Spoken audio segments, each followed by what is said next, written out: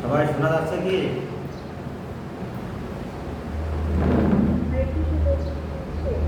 শোনা যাচ্ছে?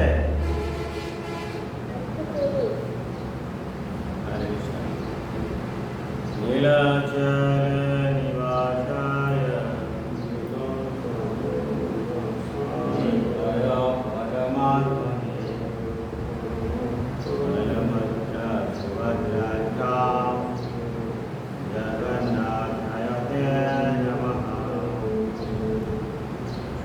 নাময়ং বৈষ্ণবপদায় ইষ্টাপেষ্টয় ভূতলে শ্রীমতে ভক্তিবিরঞ্জা স্বামিনীতি নামিনে।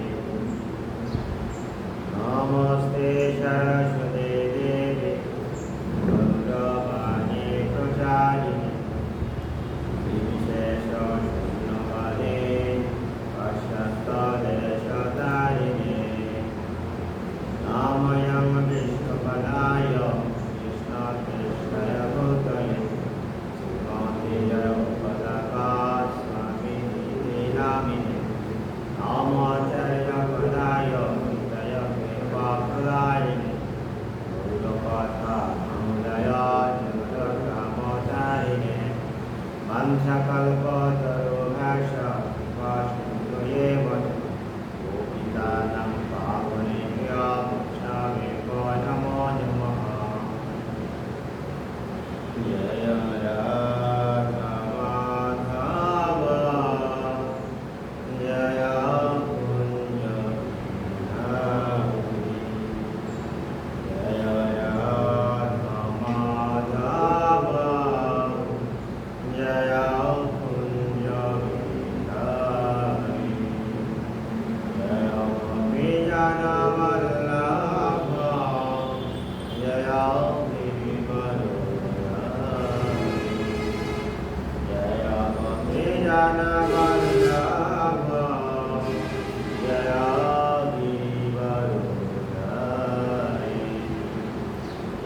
यशोदनन्दन व्रजनरञ्जन यशोदनन्दन व्रजनरञ्जन यमुनातीरवनचारी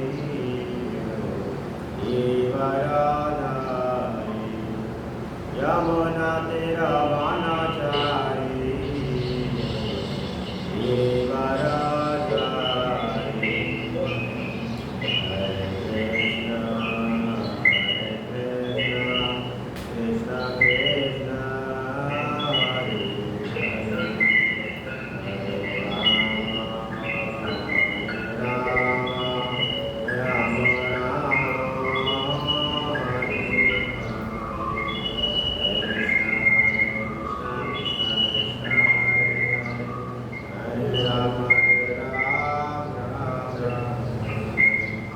Hare Krishna, Krishna Krishna, Hare Hare, Hare Rama, Rama Rama, Hare Krishna, Krishna Krishna, Hare Hare, Hare Ram, Ram Ram, Hare Hare Krishna, Krishna Krishna, Hare Hare Ram, Ram Ram, Hare Jaya Radha Madhav Jaya Radha Madhav Surya Vihari Jaya Kunja Vidyati Jaya Prabhupada Jaya Prabhupada Gurudeva Jaya Gurudeva Jai Guru Harival Harival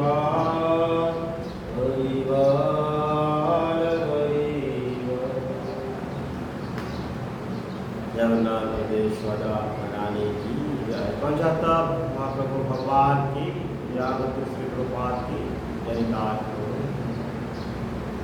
ओम भगवते निरंतरस्य जयनन जना शलभया जयन तस्मै श्री हे चन्द्रनमः संस्थापितव्यं भूतले जय मह्यं ददाति बाद में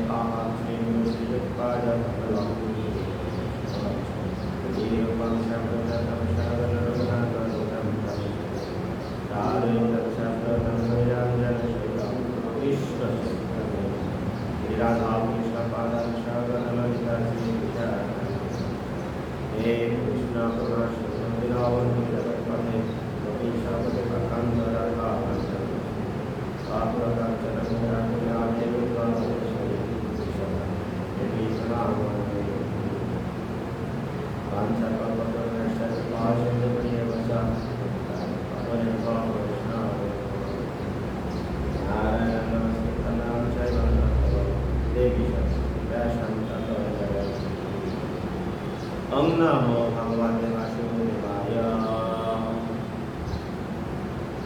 Om Namo Bhagavate Vasudevaya. Om Namo Bhagavate Vasudevaya. Diploma in Bhagavad Gita কোর্সের 26তম ক্লাসে আপনাদের সকলকে স্বাগত। হরে কৃষ্ণ।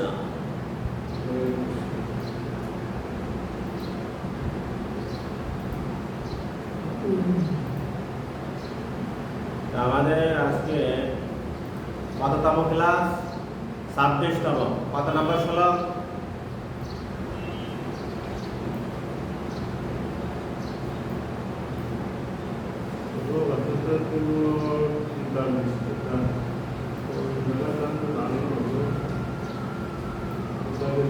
শ্রাবণী দত্ত, কত নম্বর শ্লোক? 38 নম্বর শ্লোক থেকে শুরু।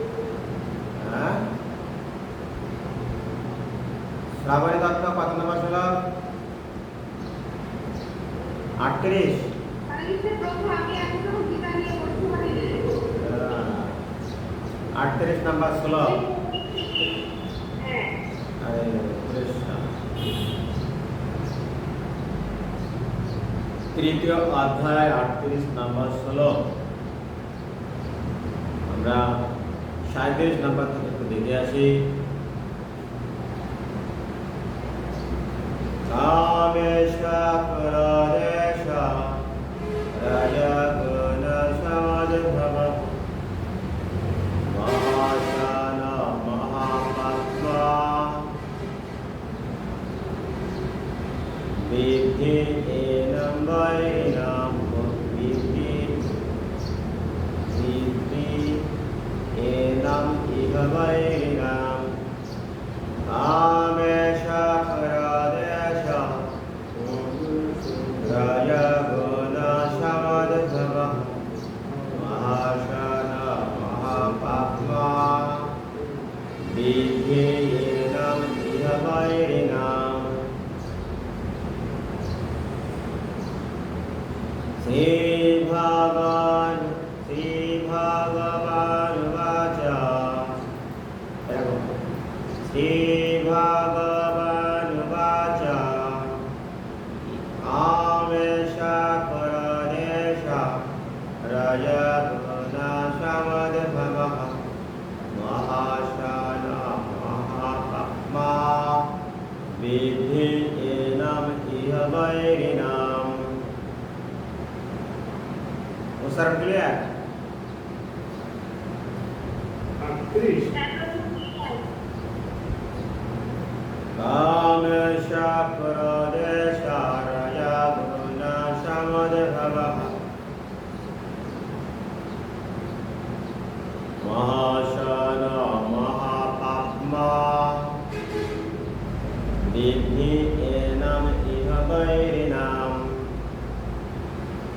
ভগবান শ্রীকৃষ্ণ অর্জুনকে বললেন, হে অর্জুন, রজগুণ থেকে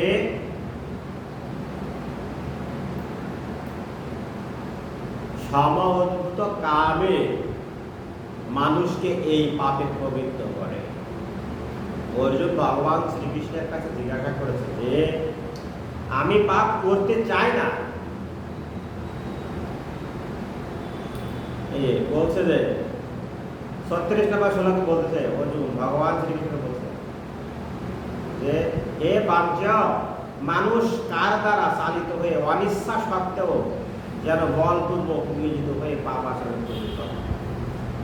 অর্জুন বলছে আমি পাপ করতে চাই না, কে যেন আমাকে জোর করে পাপ করিয়ে দেয়। সেই শক্তিটা কি? ভগবান শ্রীকৃষ্ণের কাছে অর্জুন বলছেন অনিচ্ছা সত্ত্বেও বলপূর্বক যেন পাপ কাজে আমি নিয়োজিত হয়ে যায়, এটা কিভাবে সম্ভব? অর্জুন সে কথা ভগবান শ্রীকৃষ্ণকে শেয়ার করেছেন। ভগবান শ্রীকৃষ্ণ কি বললেন পরের শ্লোকে বলছেন কামেশ ক্রোধেশ রাজগুণ সমদ্ভবঃ মহাশান মহাপাপমিত্যেনং ইহমৈরিণাম। ভগবান শ্রীকৃষ্ণ অর্জুনকে বললেন রজগুণ থেকে সমউদ্ভূত কামে মানুষকে এই পাপে প্রবৃত্ত করে। রজগুণ থেকে কামে মানুষকে এরকম পাপ কাজে জোরপূর্বক মনে হয় প্রবৃত্ত করাচ্ছে। এই কামে ক্রোধে পরিণত হয়। কাম সর্বগ্রাসী ও পাপাত্মক। কামকে জীবের প্রধান শত্রু বলে জানিবে। আন্ডারলাইন।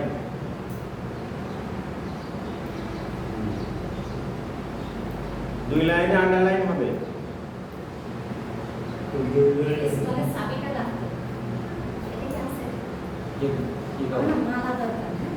এখন আমি সেটা পরে কেমন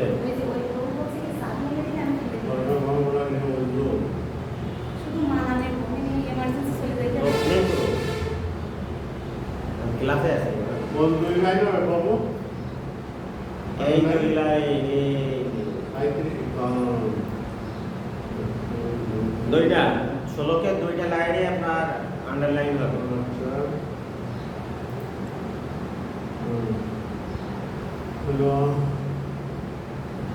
আর এখানে আপনার এই লাস্টের লাইনটা আর এই লাস্টের লাইনটা আন্ডারলাইন হবে। তাহলে মনে রাখতে কাম সর্বগ্রাসী পাপাত্মক কামকে জীবের প্রধান শত্রু বলে জানে। ঠিক আছে? শ্রাবণী দত্ত গতদিন এটা করিয়েছিলাম। এর লাস্টের লাইনটা একদম আন্ডারলাইন হবে। স্কুলে যাওয়ার মতো কেউ নেই, এটা তুমি জান সে যে ছিল সে নেই। তোমরা এখানে বসতে পারে, সমস্যা নেই। এখানে বসলে বসতে পারে। এই স্কুলের সাথে আমার কাছে কারো কিছু দেওয়া যাবে না।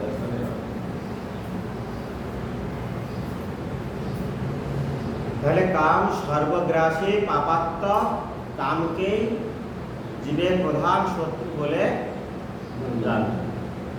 হরে কৃষ্ণ। জীব যখন জড় প্রকৃতির সংস্পর্শে আসে তখন তার অন্তরে শাশ্বত কৃষ্ণ প্রেম রজগুণের প্রভাবে কামের পর্যালোচনা হয়। তুমি বলেছি কথা। টক তেঁতুলের সংস্পর্শে আসলে দুধ যেমন দই হয়ে যায়, ঠিক তেমনই ভগবানের প্রতি আমাদের অপ্রাকৃত প্রেম কামের রূপান্তরিত হয়। তারপর কামের অতৃপ্তির ফলে হৃদয়ে ক্রোধের উদয় হয়। ক্রোধ থেকে মোহ এবং এইভাবে মোহাচ্ছন্ন হয়ে পড়ার ফলে জীব জড়জগতের বন্ধনে স্থায়ীভাবে আবদ্ধ হয়ে পড়ে।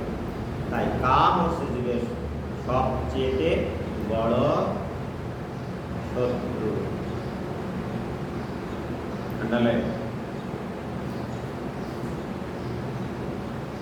এই কামে শুদ্ধ জীবাত্মাকে এগুলো বড় শত্রু বলে বলছে। এই কামে শুদ্ধ জীবাত্মাকে এই জড় জগতে আবদ্ধ হয়ে থাকতে অনুপ্রাণিত করে। ক্রোধ হচ্ছে তমগুণের প্রকাশ। এইভাবে প্রকৃতির বিভিন্ন গুণের প্রভাবে কাম, ক্রোধ আদি চারিত্রিক বৈশিষ্ট্যের প্রকাশ হয়। তাই রজগুণের প্রভাবকে তমগুণের অধঃপতিত না হতে দিয়ে যদি ধর্মাচরণ করার মাধ্যমে তাকে সত্যগুণে উন্নীত করা যায়, তাহলে আমরা পারমার্থিক অনুশীলনের মাধ্যমে ক্রোধ আদি ষড়ঋতুর হাত থেকে রক্ষা পেতে পারি। ভগবান তার নিত্যবদ কিভাবে বলা, ভগবান তার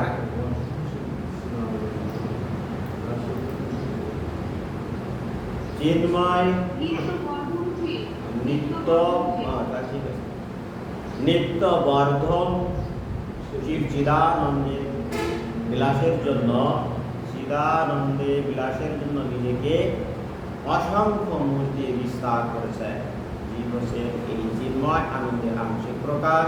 ভগবান তার অবিচ্ছেদ্য অংশ জীবকে আংশিক স্বাধীনতা দান করেছে, কিন্তু যখন তার সেই স্বাধীনতা অপব্যবহার করে, স্বাধীনতা অপব্যবহার করে, ভগবানের সেবা না করে নিজেদের ইন্দ্রতৃপ্তি সাধন করতে শুরু করে, তখন তারা কামের কবলে পতিত হয়।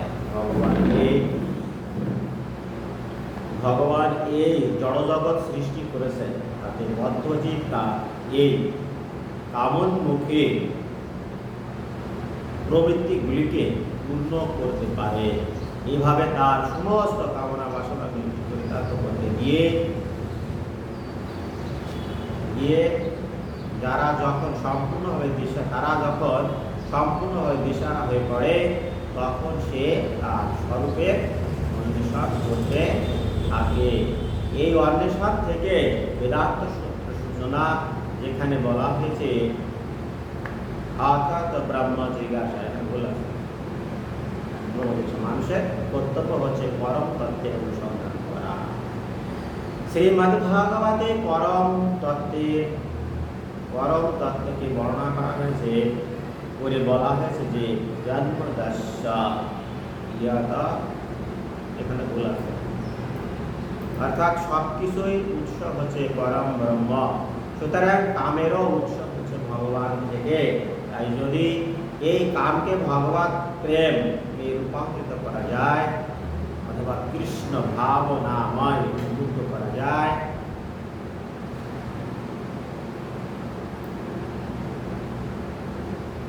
তাহলে কাম ও ক্রোধ উভয় অপ্রাকৃত চিন্ময় রূপ প্রাপ্ত হয়। এভাবে কামের সঙ্গে সঙ্গে ভগবত ভক্তিতে ক্রোধ ভগবত ভক্তিতে রূপান্তরিত হয়। কামের সঙ্গে সঙ্গে ক্রোধ ভগবত ভক্তিতে রূপান্তরিত হয়। শ্রী রামচন্দ্রের ভক্ত হনুমান রামচন্দ্রকে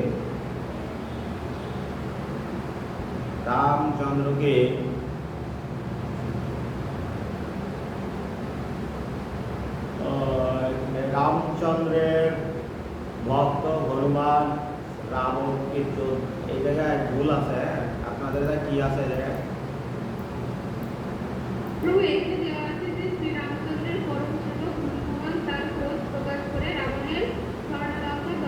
রাবণের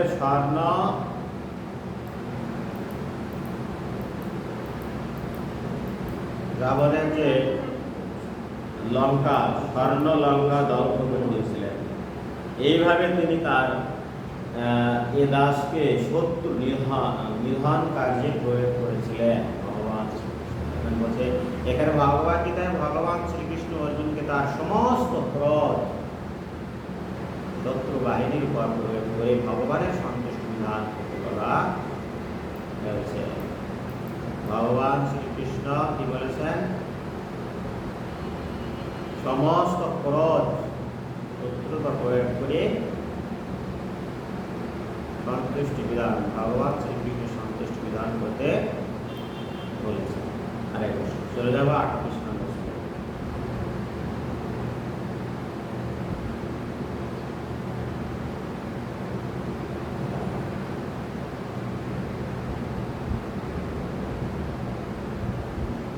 বানান ঠিক আছে?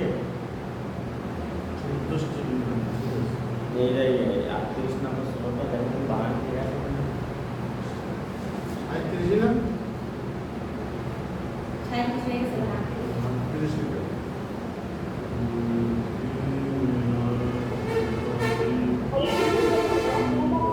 বানান ঠিক আছে? মোয়ার এদিকে রক লাগবে নাকি? কোথায় আসতে ধুম এই জায়গায় আসবে। এটা ঠিক আছে? এই জায়গায় এটা তো ঠিক আছে। মেনা ক্রিয়াতে মহেনা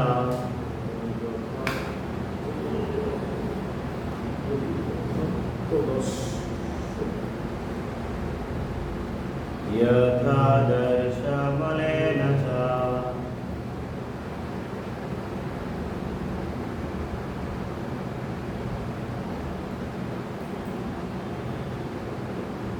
यथा कुलेन आवृता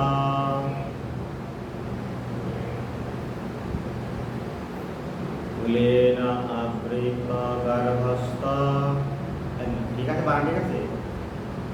এখানে আছে অষ্টম ভেঙে নিতে হবে, এখান থেকে অষ্টম ভেঙে নিতে। यथा यथा उलेन आवृता गर्भ तथा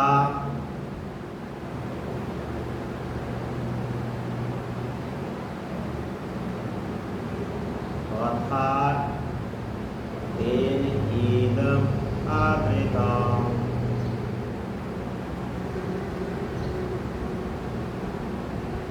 तथा तेन इदम् आवृतम्। हिमेन आव्रियते वहेन यथा दर्शमलेन च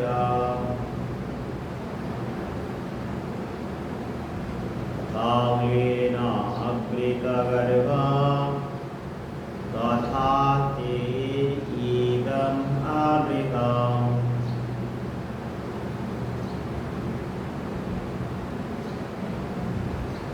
हिमेन आव्रियते वहेन यथा दर्शमलेन च यथा कुलेन आवृतगर्भा तथा तेन इदम् आवृतम्। क्लियर?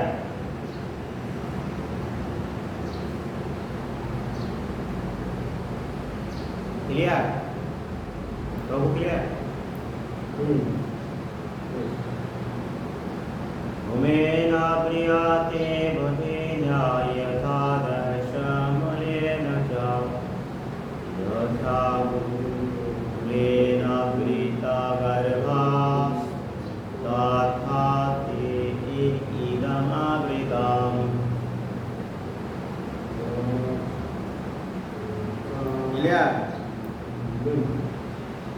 তো এই যে নিচের লাইন প্রথমটা তাহলে বলেন কোন জায়গায়? নিচের লাইন প্রথম হ্যাঁ, ইয়থা অন্তত ইয়া ইয়া যথা আদেশমলেন চ যথা উলেন আবৃতগর্ভ তথা তেন ইদম আবৃতম। এই অন্তর জায়গায় ইয়া উচ্চারণ হচ্ছে না কিন্তু ইয়া याथौलेन आवृतगर्भा तथा तेन इदम् आवृतम्। আরেকজন অন্যটা বলে আর সব গেল বলেন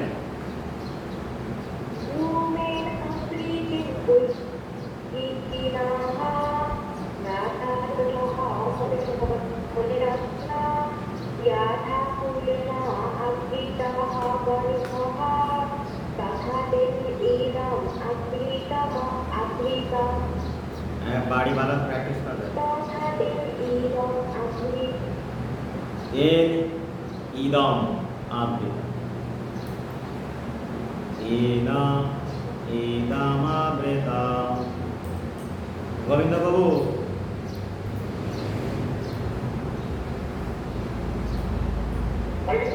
এই বাবু অনেক পরে দেখলাম আর অনেকে সব ঈদি বেড়াতে গিয়েছে তাই না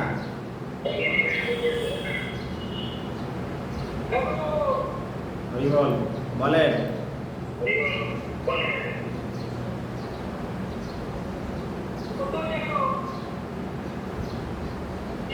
মুখস্থ হয়নি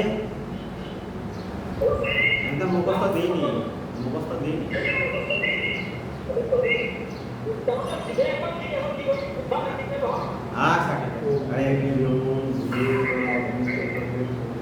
ভগবান শ্রীকৃষ্ণ অর্জুনকে বললেন অগ্নি যেমন ধূমের দ্বারা আবৃত আন্ডারলাইন হবে দুটা লাইন এখানে দুইটা লাইন আন্ডারলাইন হবে দুইটা অত্যন্ত গুরুত্বপূর্ণ মুখস্থ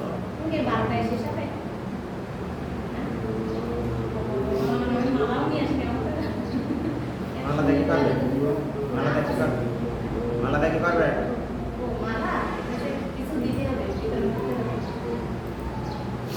লাস্ট করে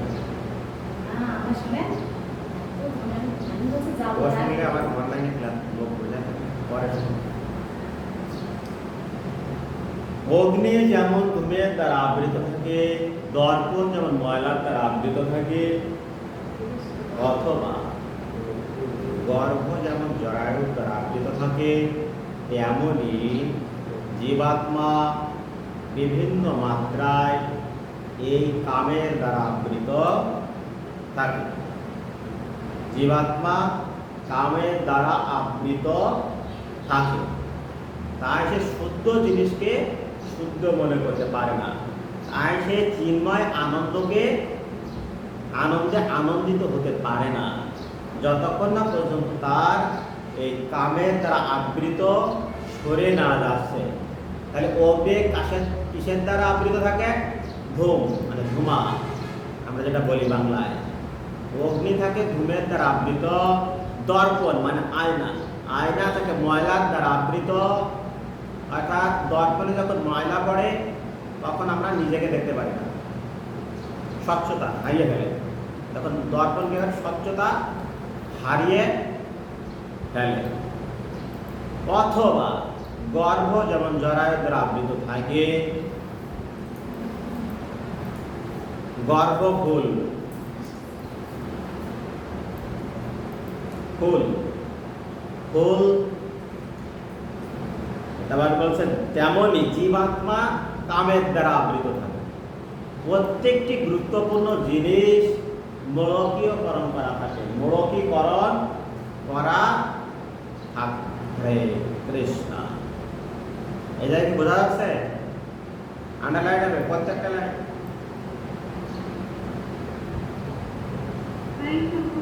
হ্যাঁ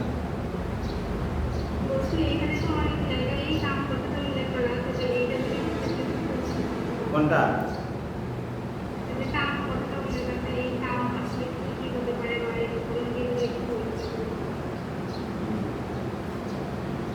কাম মানে কামনা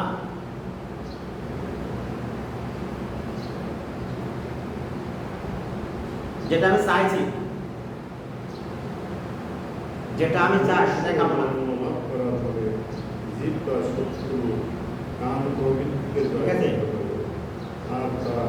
যেটা আমি চাই কিন্তু পাচ্ছি না কামনা বাসনাকে কাম বলে সম্বোধন করা হয়েছে কামনা বাসনা ক্লিয়ার সেইটি তেমনি জীবাত্মা কামনা বাসনার দ্বারা আবৃত থাকে বোঝাতে পেরেছে কি জীবাত্মা কামনা বাসনার দ্বারা জীবাত্মা আবৃত থাকে যেমন ঠাকুমা, তারপরে যারা বয়োজ্যেষ্ঠ আছে, তারা বলে যে এই যে ছেলে মেয়ে আত্মীয় স্বজন, এদের খেলায় আমি কিভাবে কৃষ্ণ ভক্ত হব, ঠিক আছে? এইভাবে কি আছে, কামনা বাসনার দ্বারা সে আবৃত আছে। আমি বুঝতে পারলাম? আমরা যখন অগ্নি দাহ্য বস্তুরা দহন করা শুরু করি, তখন কে ধোঁয়া, আগে ধোঁয়া বের হয়, তারপরে অগ্নি, ঠিক না? জানিস না? দর্পণ, যতক্ষণের মধ্যে আমি দর্পণের মধ্যে ময়লা না পরিষ্কার করছি, ততক্ষণ কিন্তু আমি নিজেকে দেখতে পাচ্ছি, ঠিক না?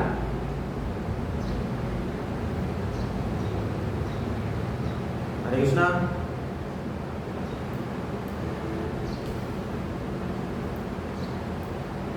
জীবের শুদ্ধ চেতনা সাধারণত তিনটি আবরণের দ্বারা আচ্ছাদিত হয়ে যায়। অগ্নি যেমন ধূমের দ্বারা আচ্ছাদিত থাকে, দর্পণ যেমন ধুলো দ্বারা আচ্ছাদিত থাকে, গর্ভ যেমন জরায়ুর দ্বারা আচ্ছাদিত থাকে, জীবের শুদ্ধ চেতনা তেমনি কামের দ্বারা আচ্ছাদিত থাকে। একই কথা।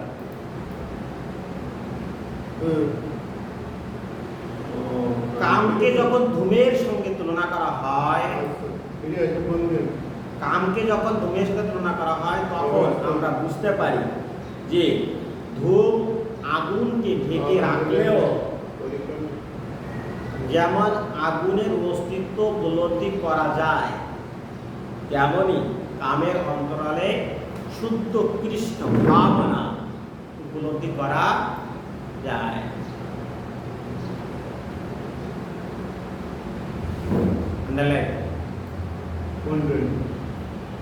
প্রথম থেকে জীবের শুদ্ধ চেতনা থেকে তেমনি কামের অন্তরালে শুদ্ধ কৃষ্ণ ভাবনা উপলব্ধি করা যায়।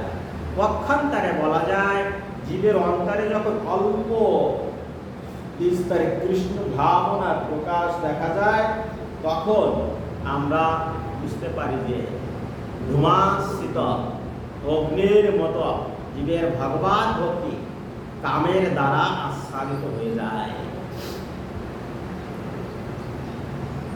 জীবের অন্তরালে যখন অল্প বিস্তারে কৃষ্ণ ভাবনার প্রকাশ দেখা যায়, তখন আমরা বুঝতে পারি যে ধূমাচ্ছিত অগ্নির মতো জীবের ভগবত ভক্তি কামের দ্বারা আচ্ছাদিত হয়ে যায়। আগুনের প্রভাবেই ধূমের উৎপত্তি হয়, কিন্তু আগুন জ্বালবার প্রথম পর্যায়ে অগ্নিকে দেখা যায় না। তেমনি কৃষ্ণ ভাবনার প্রাথমিক পর্যায়েও শুদ্ধ নির্মল, বিশুদ্ধ নির্মল ভগবত প্রেম প্রকট হয়ে ওঠে না। দর্পণের ধুলো পরিষ্কার করার পর যেমন আবার তাতে সব কিছুর প্রতিবিম্ব দেখা যায়, তেমনি নানা রকম পারমার্থিক প্রচেষ্টার দ্বারা চিত্ত দর্পণকে মার্জন করবার শ্রেষ্ঠ উপায় হচ্ছে ভগবানের নাম সমন্বিত মহামন্ত্র উচ্চারণ করা। গর্ভের দ্বারা আচ্ছাদিত জরায়ুর সঙ্গে জীবের বদ্ধ অবস্থা তুলনার মাধ্যমে আমরা বুঝতে পারি যে এই অবস্থায় জীব কত অসহায়। জঠরস্থ শিশু নাড়াচাড়া করতে পারে না, জীবনে এই অবস্থাকে গাছের সঙ্গে তুলনা করা যেতে পারে। গাছেরাও জীব কিন্তু প্রবল কামের বশবর্তী হয়ে পড়ার ফলে তারা এমন অবস্থায় পতিত হয়েছে। গাছেরাও প্রবল কামের বশবর্তী হওয়ার ফলে এমন অবস্থায় পতিত হয়েছে যে তারা চেতনা প্রায় সম্পূর্ণ মুক্ত হয়ে গিয়েছে। যারা মস্ত, যে সমস্ত মাতাজিরা মস্ত আস্বাদন করে না রাখে, পরবর্তী জন্ম থেকে বৃক্ষ জন্ম হয়। ধরাতে পেরেছে কি আমি? অনামিকা মাতাজি,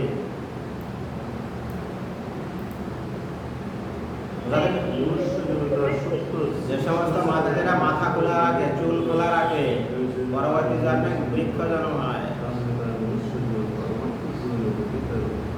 এই গাছের মতো জন্ম কি আর কি? যে সমস্ত জীব অত্যন্ত প্রবল কামের প্রতি বর্ষবর্তী হয়েছে তাদের পরবর্তী জন্মে বৃক্ষ জন্ম হয়। যারা বিবস্ত্র অবস্থায় চলাফেরা করে বা আবাসন না রেখে চলাফেরা করে তাদেরকে পরবর্তী জন্মে বৃক্ষ জন্ম হয়। আমি কি বোঝাতে পারলাম? ধুলোর দ্বারা আচ্ছাদিত দর্পণকে পশু পক্ষীর সঙ্গে তুলনা করা যায়, আর ধূমাচ্ছিত অগ্নির সঙ্গে মানুষের তুলনা করা যায়। মনুষ্য শরীর প্রাপ্ত হলে জীব তার সুপ্ত ধূমাচ্ছিত অগ্নিকে খুব সাবধানতার সঙ্গে সময়ে দাও দাও করে জ্বলে ওঠে।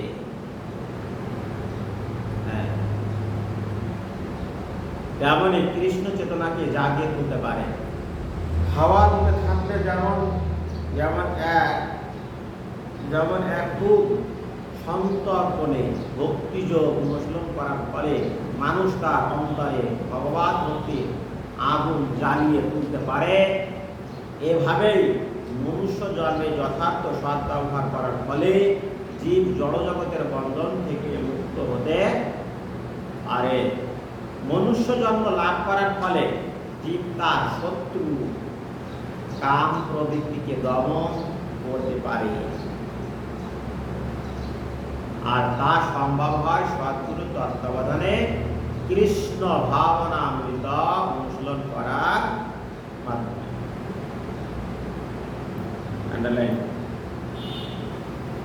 মনুষ্য জন্ম লাভ করার ফলে জীব তার শত্রু কাম প্রবৃত্তিকে দমন করতে পারে, আর তা সম্ভব হয় সদ্গুরু তত্ত্বাবধানে কৃষ্ণ ভাবনা অনুশীলন করার মাধ্যমে। হরি কৃষ্ণ।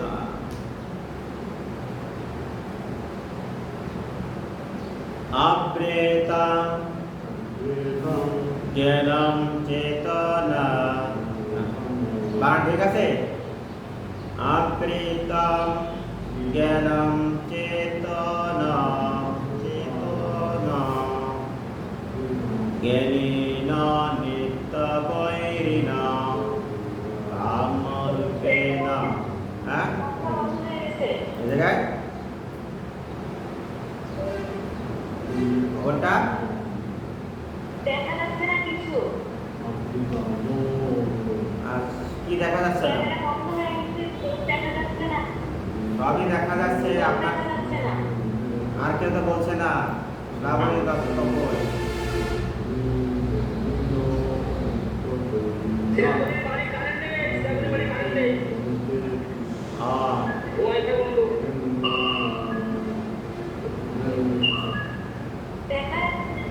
আচ্ছা দেখছি।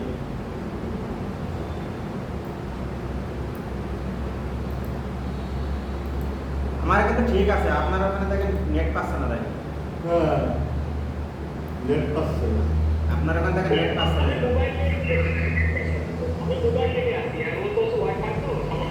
আচ্ছা, অনামিকা মাতাজি আপনার ওখানে দেখেন নেট পাচ্ছে না, ঠিক হয়ে যাবে না।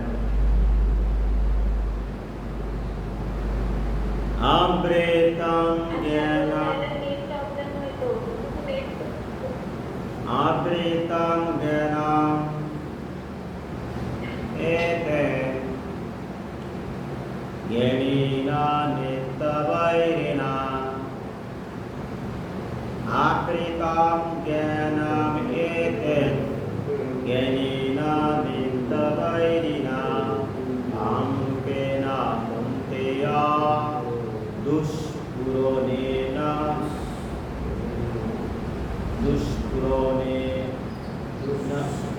এখানে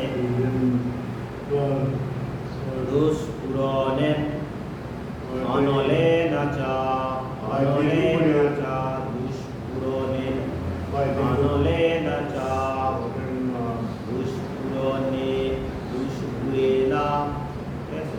দুষ্পুরেণ অনলে চ অনল तेन च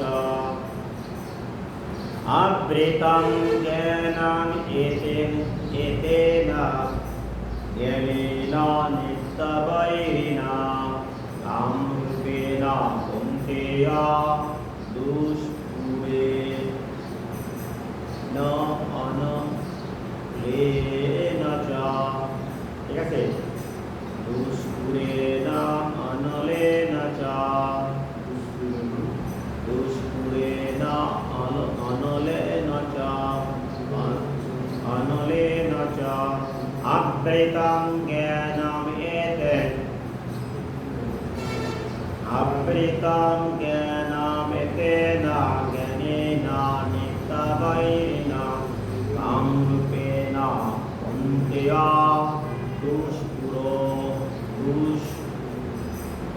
দুষ্পুরেণ অনলেন চ অপ্রেতং জ্ঞানম এতেন জ্ঞানেন নিত্যবৈরিণা কামরূপেণ কৌন্তেয় দুষ্পুরেণ অনলেন চ। ক্লিয়ার? আমার বইতে তাহলে পয় দিয়ে ঘুরে নিচে এটা ভুল আছে একটু। ভুল আছে না? দুষ্পুরেণ না নলেন দুষ্পুরেণ অনলেন চ অনলেন চ। এটা দন্তাটা থেকে ওয়া আকার অনল অনল নবমে অনলেন চ অবৃতং জ্ঞানে জ্ঞানম এতেন জ্ঞানেন নিত্যবৈরিণা কামরূপেণ কৌন্তেয় দুষ্পুরেণ অনলেন চ। ক্লিয়ার?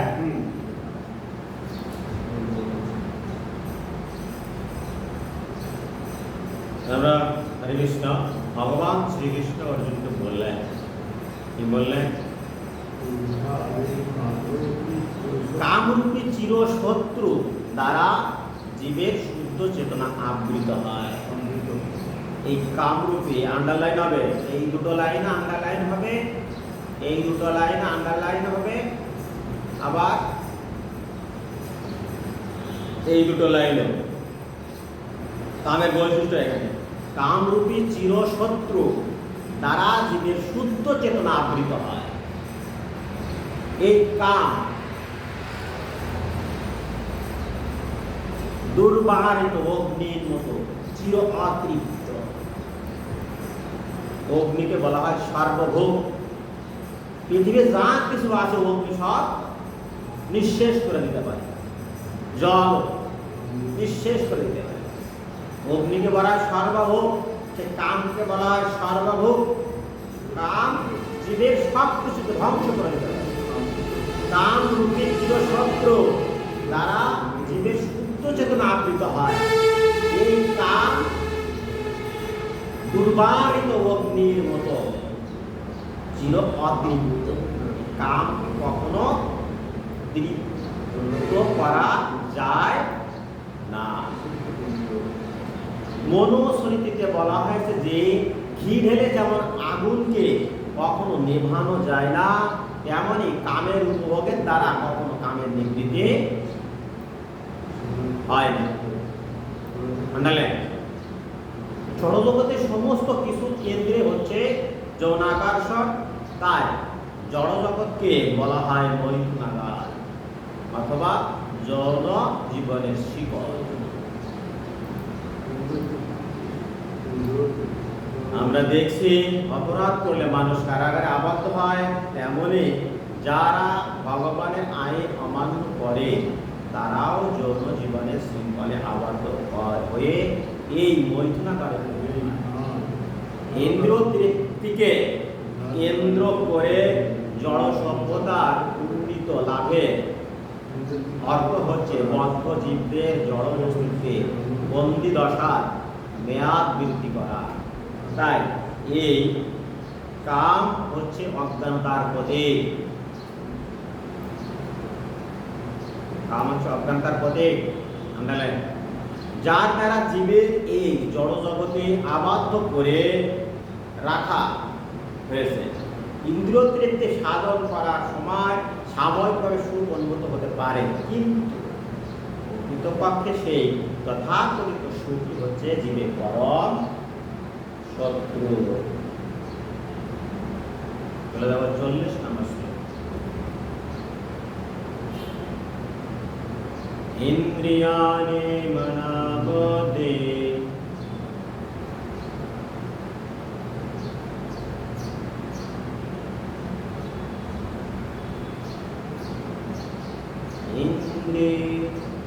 ইন্দ্রিয়াণি মনাবুদ্ধি আস্য অধিষ্ঠানম উচ্যতে অধিষ্ঠানম উচ্যতে হেদয়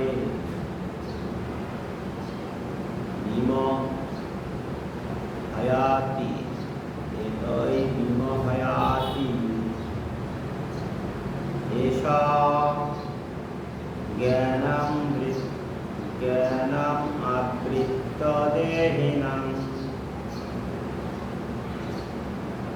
আবৃত্ত দেহিনাম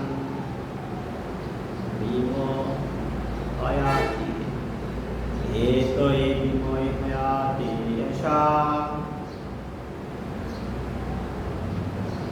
জ্ঞানম আবৃত্ত দেহিনাম ইন্দ্রিয়াণি মনাবুদ্ধি এষা অধিষ্ঠানমুচ্যতে হেতৈ বিমোহয়াতি এষা জ্ঞানম আবৃত্ত দেহিনাম।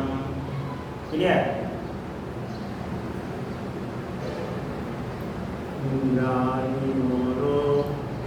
ইন্দ্রিয়াণি মনাবুদ্ধি অস্য অধিষ্ঠানমুচ্যতে।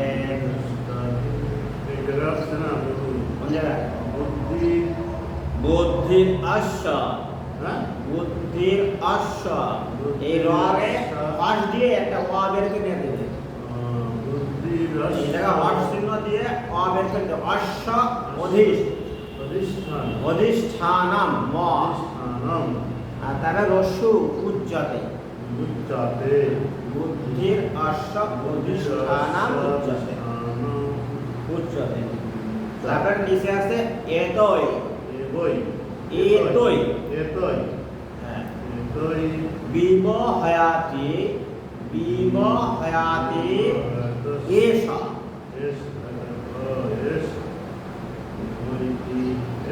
জ্ঞানম আবৃত্য দেহিনাম।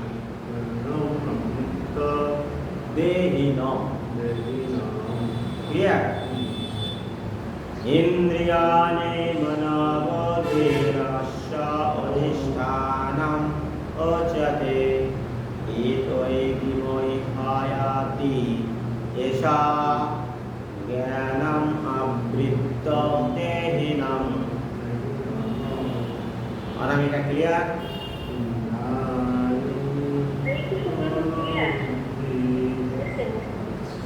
বলেন।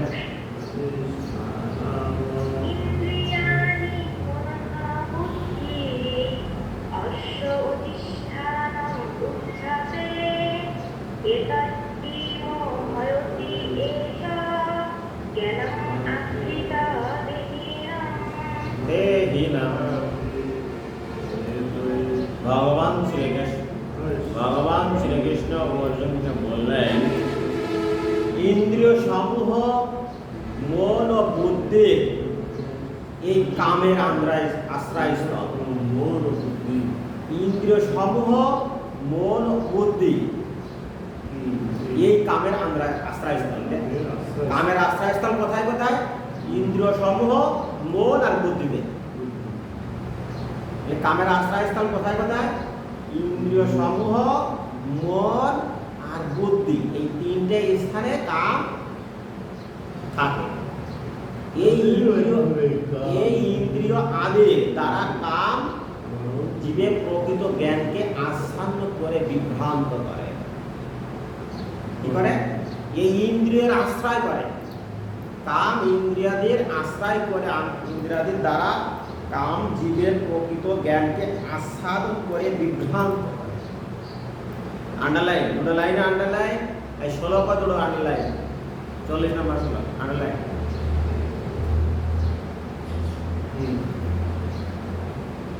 অর্থ তো ভালো বোঝা যাচ্ছে?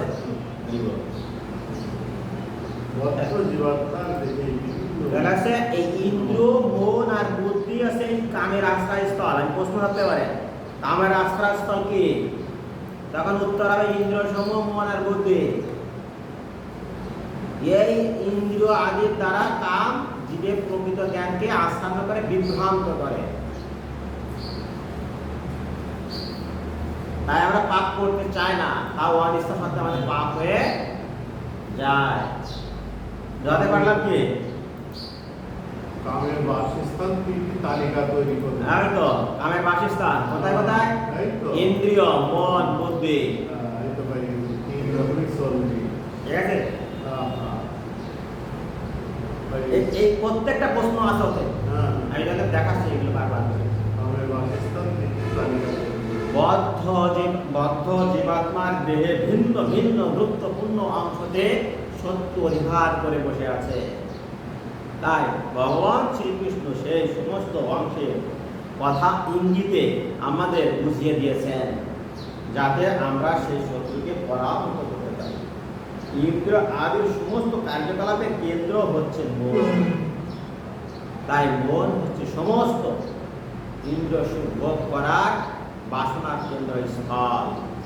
তাই যখন আমরা ইন্দ্রিয় ভোগের কথা শুনি, তখন স্বভাবতই মন ইন্দ্রিয় তৃপ্তির সকল প্রকার চিন্তা ভাবনার আশ্রয়স্থল হয়ে ওঠে ও তারই ফলে মন ও ইন্দ্রগুলি হয়ে ওঠে কাম প্রবৃত্তির আধার।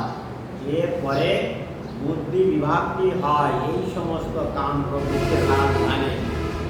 কামের রাজধানী আছে বুদ্ধি। বুদ্ধি হচ্ছে আত্মার সবচেয়ে অন্তরঙ্গ প্রতিবেশী। আত্মার অন্তরঙ্গ প্রতিবেশী বুদ্ধি। এই বুদ্ধি যখন কামের দ্বারা উন্মত্ত হয়ে ওঠে, তখন সে আত্মাকে অহংকারের সঞ্চার করে, যার ফলে আত্মা জড় ইন্দ্রিয় ও মনের সঙ্গে গুড়িয়ে দিয়ে জড়ের মাঝে তার স্বরূপ অন্বেষণ করে। জড় ইন্দ্রিয় সুখকেই প্রকৃত সুখ বলে মনে করে আত্মা তখন তা উপভোগ করতে মত্ত হয়ে ওঠে। সুন্দর করে পড়ে চলে যাবো 41 নম্বর।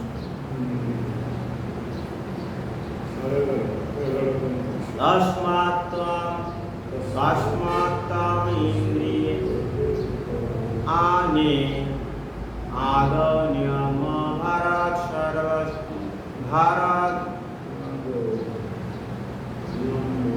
সর্ব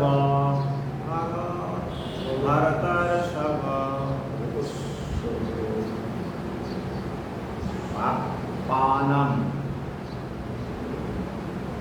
পাপমানম পূজাহি। বানান ঠিক আছে? আমার এটা বানান ঠিক আছে? আমার বানান এটা তস্মাত্ত্বম ইন্দ্রিয়াণি আদনিয়ম ভারতর সব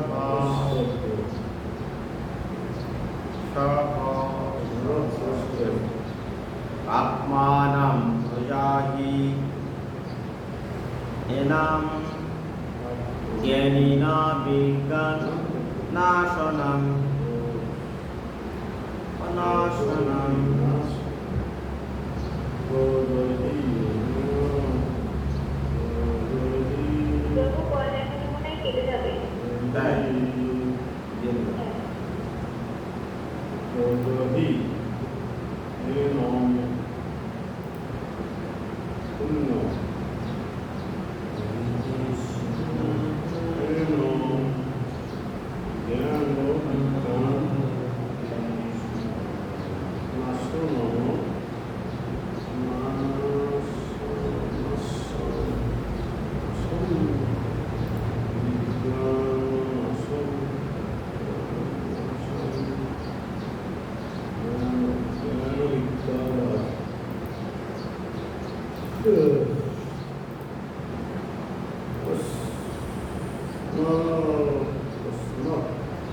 उसका किया मैंने तो ऐसे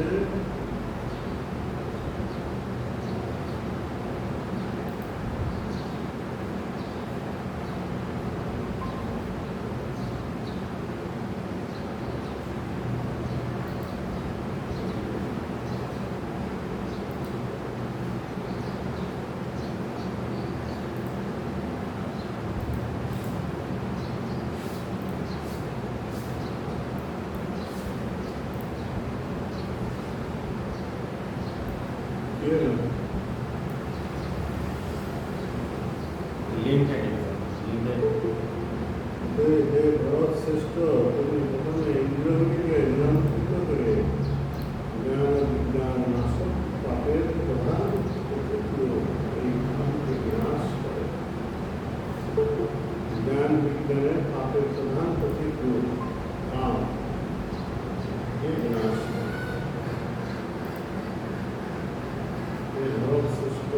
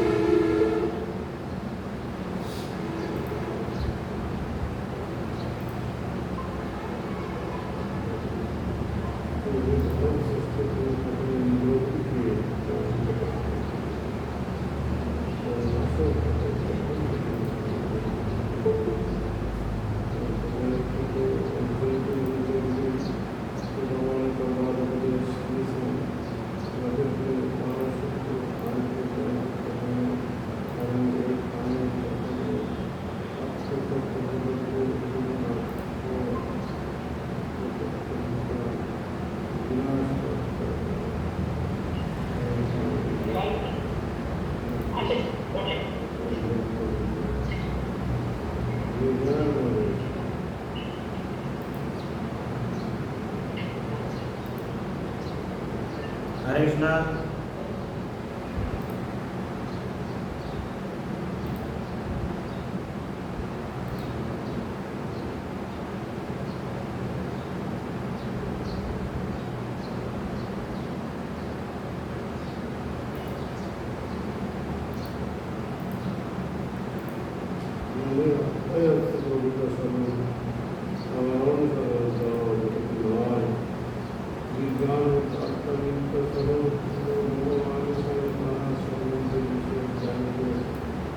बदले अस्माकं इंद्रियाणि आदान्य भरतर्षभ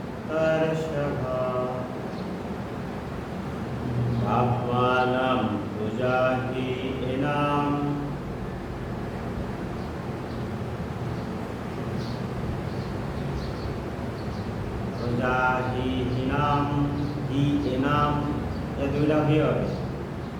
पाप्मानां प्रजाहीनां केन विज्ञाननाशनम्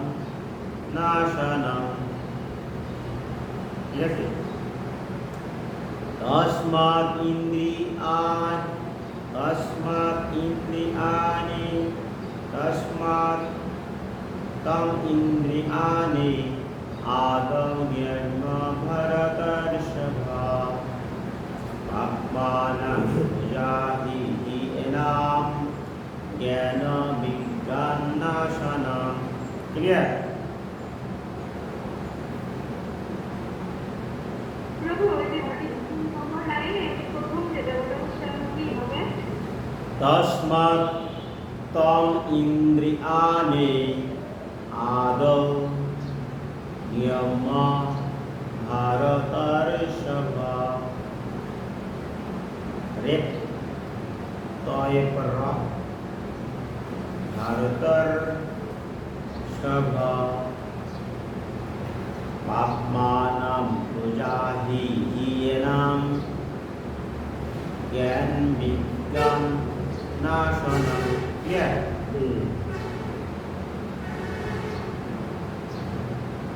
तस्मात् तम इंद्रियाणि आदन्य न भरतर्षभ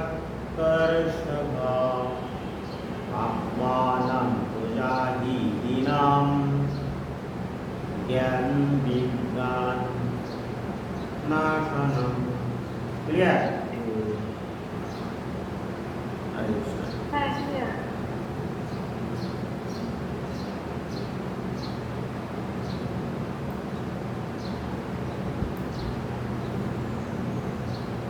विस्तरण करें तस्मत्तम इंद्रियाणि आदन्यं भरतर्षभ पाप्मानं पुजाहीनां জ্ঞানবিজ্ঞানানাশনম এখানে রেপ হয়েছে পেট কাটা মনুষ্যার পরে তাহলে রেপটা র আর উচ্চারণ হবে ভারতের সভা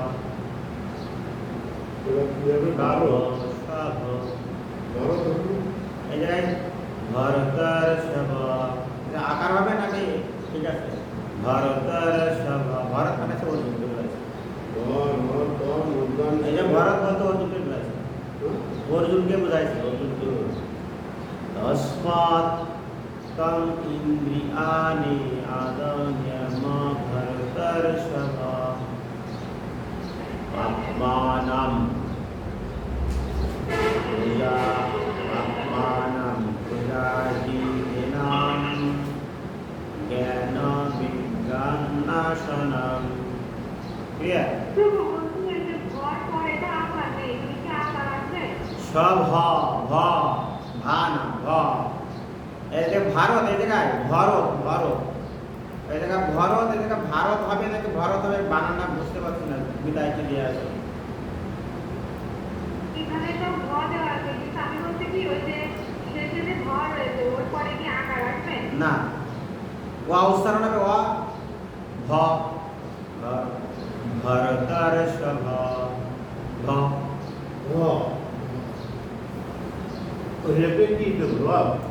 রেপের র আসবে ভারত তারপর র তারপর স তারপর ভ ভারতর্ষভ ক্লিয়ার চলে যাব বলছে ভগবান শ্রীকৃষ্ণ অর্জুন বললি হে ভারত শ্রেষ্ঠ হে ভরত শ্রেষ্ঠ ভারত হবে এটা ভারত কি ভারত বুঝতে পারছি না মানব কি আছে হে ভারত শ্রেষ্ঠ তুমি প্রথমে ইন্দ্রিয়গুলিকে নিয়ন্ত্রণ করে জ্ঞান ও বিজ্ঞান নাশক পাপের প্রতীক রূপে এই কামকে বিনাশ করো ভগবান শ্রীকৃষ্ণ কামকে বিনাশ করতে বলেন কি পরামর্শ দিলেন তুমি ইন্দ্রিয়গুলোকে নিয়ন্ত্রিত করে যে জ্ঞান জ্ঞান নিয়ন্ত্রণ করে যে জ্ঞান বিজ্ঞানকে যে নাশ করে সেই কাম এই কামকে তুমি বিনাশ করো হে ভারত শ্রেষ্ঠ তুমি প্রথমে ইন্দ্রিয়গুলিকে নিয়ন্ত্রিত করে জ্ঞান ও বিজ্ঞান ইন্দ্রিয়গুলিকে নিয়ন্ত্রণ করে জ্ঞান আর বিজ্ঞানকে ইন্দ্রিয়গুলিকে নিয়ন্ত্রণ করে তাকে যারা নাশ করছে জ্ঞান আর বিজ্ঞানকে যে নাশ করতেছে যে কাম সে কামকে আগে বিনাশ করে অর্জুনকে পরামর্শ দিয়েছেন ভগবান তাহলে জ্ঞান আর বিজ্ঞানকে নাশ করে কে কাম ঠিক আছে আন্ডারলাইন আর দুটো লাইন এবার এই দুটো লাইন আগে আন্ডারলাইন হবে 41 নম্বর শ্লোক ভগবান প্রথমে অর্জুনকে বললেন ইন্দ্রিয়গুলোকে দমন করার পর করবার উপদেশ দিয়েছেন ইন্দ্রিয়গুলোকে যাতে তিনি পরম শত্রু কামকে জয় করতে পারেন কারণ এই কামের প্রভাবে জীব আত্মজ্ঞান নিশ্চিত হয়ে তার স্মরণ ভুলে যায়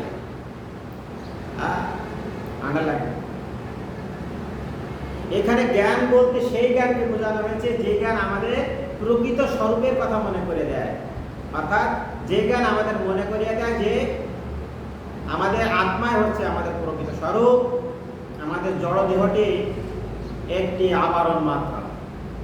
অর্থাৎ আমরা ভগবান শ্রীকৃষ্ণ বিশ্বব্দ যে জ্ঞান মনে করে দেয় সেই জ্ঞানের কথা বলা হয়েছে।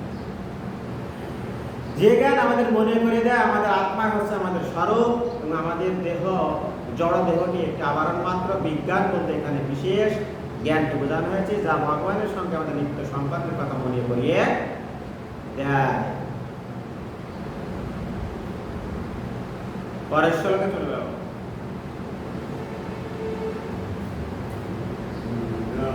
ইন্দ্রিয়াণি পরাণি আশো ইন্দ্রিয়াভ্য পরম মনঃ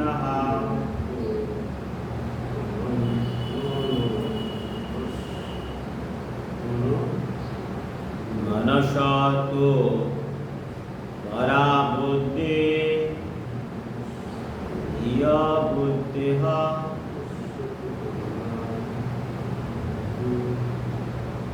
ইয় বুদ্ধে পরত